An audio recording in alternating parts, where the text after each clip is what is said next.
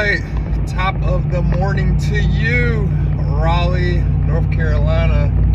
Wanted to do something different and kind of way to give back while just driving down the road.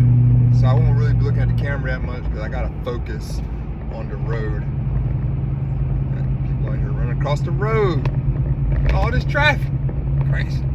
Anyways, wanted to do something different as a way to give back and provide value to all of the listeners and people who have heating and air conditioning units, which is probably everybody listening has a heating and air conditioning unit. So if you have a heating and air conditioning unit, I'm talking to you.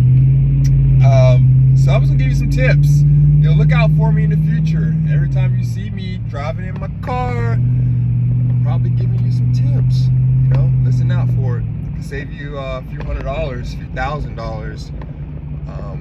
And systems are going for 5 digits now, so save you some money, save you a little time. But anyways, we're gonna talk about energy efficiency. Energy efficiency.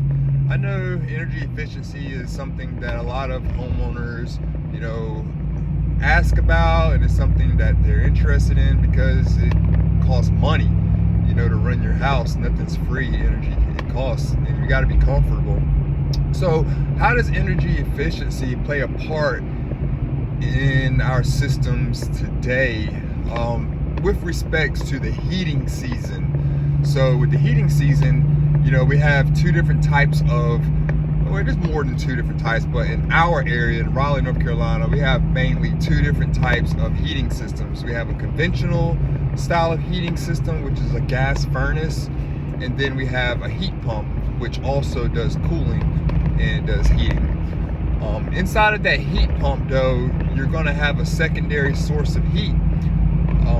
That can be heat strips, which are ran by 100% electrical.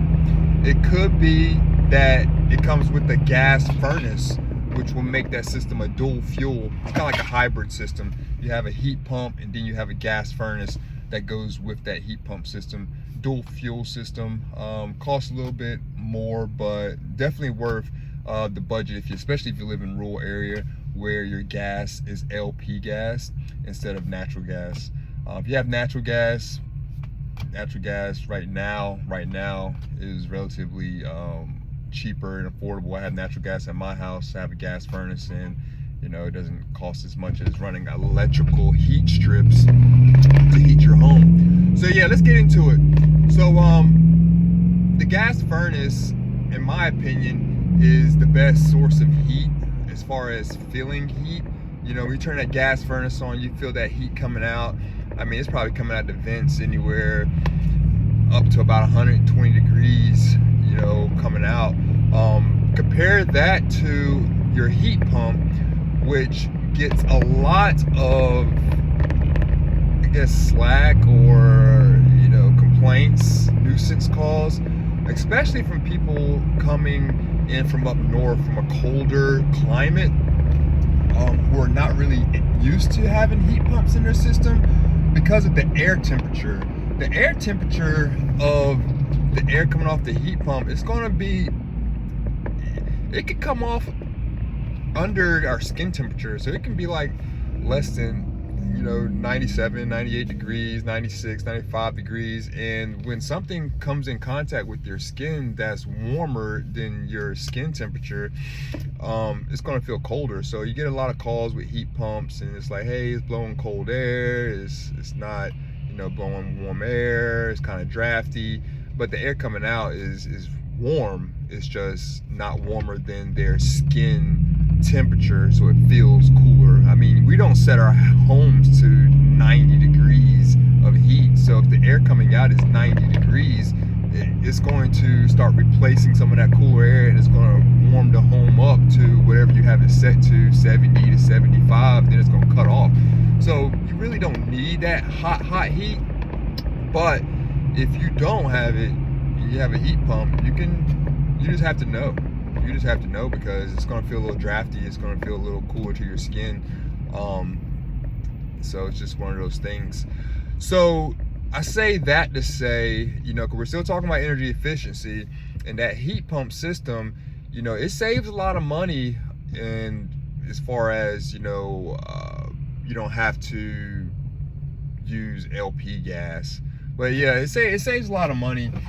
But the downside to it, in my opinion, is those heat strips. And whenever people want to try to save money and they're using thermostats on a schedule, which you hear about it all the time. Put your thermostat on a schedule. Why heat your home if you're not there during the daytime or at nighttime? Let it fall back and all these different things. All right, yeah, I can understand, that concept. However, what people may not understand is that when a heat pump has to catch up and has to overcome a significant, gap in temperature difference. Let's say you let the thermostat fall to 65 and now you want it at 72 in the morning, or whenever. It's going to turn on those heat strips. It's going to turn on its secondary source of heat to help out and to get to that temperature faster, unless you have some type of other device that's going to regulate that. Normally it's going to go ahead and turn on that backup source of heat. Your electric bill is going to start going up immediately. You're going to be using a lot more electricity. Back in the day when they used to have those meters that kind of spin around, I mean, that thing will start spinning so fast you can slice roast beef off of that thing. But that's just what happens whenever you try to overcome a large gap with a heat pump. So my recommendation is, if you have a heat pump, is just simply to let your thermostat stay at the temperature that you feel comfortable at. And if you do have to turn it down, or you just want to in the evening you want a little cooler, don't let it get far away from where you want it to be at. It's really, really important to practice this whenever it gets really cold outside, because the colder it gets outside, the less efficient and the harder the heat pump actually has to work, and the longer it takes for it to heat your home, the colder it is outside, because it gets its heat from outside. So yeah, just a little bit of information about a heat pump system and what to do. I mean, if you leave it at a set temperature and just let it just do its thing and just kind of just run in the background and not be worrying about it, you probably won't have any huge electrical spikes and power and all that kind of stuff. But yeah, that's pretty much what happens, or what it comes down to when it comes to energy efficiency for a heat pump system. Now, for a gas furnace, there's different models of gas furnaces. You have 80%, 90%, 92%, and even higher, 95%. It might be even 97%. I think I've seen some. And what that means is, for example, take a dollar. A dollar has 100 cents. And so a furnace that's 80%, that's the rating on it, that's its energy efficiency rating, is 80% efficient, which means out of a dollar, you get 80 cents of heat. You're getting 80 cents of heat. The other 20 cents goes out of the chimney. Now, it may not be a chimney like you usually see on houses, these brick chimneys. It's like a flue vent that's going to go out through the roof. But a chimney, flue pipe, same difference. Releases smoke outside. So that's your other 20 cents that is going out. Somebody's over here honking. But that's your other 20 cents that's going out through your smoke pipe. So that's where they started creating these higher efficient units. So we have 90%, and the same thinking applies. 90% of your dollar is going to heat, the other 10% is going out through the smoke pipe, and then it keeps on going up. 92, 95, 97%. So you got some efficiency ratings with your furnaces. So you have to see what kind of furnace you actually have. But Other than that, I mean, there's not really much more to a furnace that can bring about more energy efficiency than just to make sure it's clean, make sure your blower motor is clean. I mean, it just makes sense that a dirty blower motor is going to take more energy to run, to operate. But more than efficiency, a dirty system is really just spreading dirt throughout your home.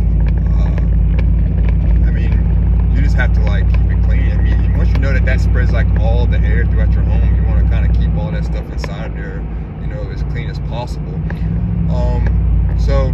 But anyways, yeah, that's all you really need to know about energy efficiency in your heating systems. If you have any other questions, let me know. Feel free to reach out to us. We are Reliable Heating and Air in the Raleigh area. We do residential and small commercial. So feel free to reach out to us and take care. See you next time. Later. Bye.